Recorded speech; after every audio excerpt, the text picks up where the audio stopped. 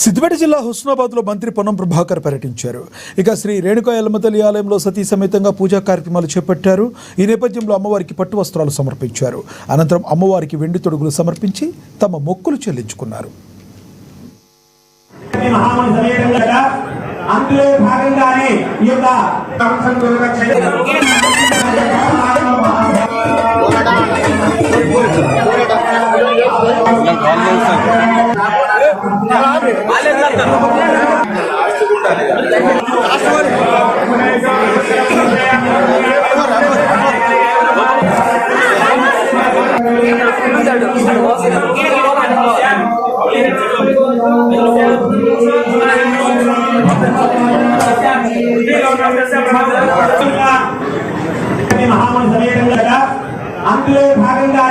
ఈ యొక్క చివరి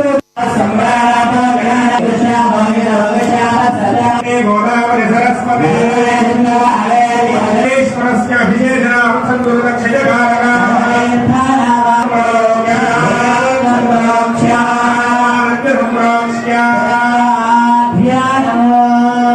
భుజగను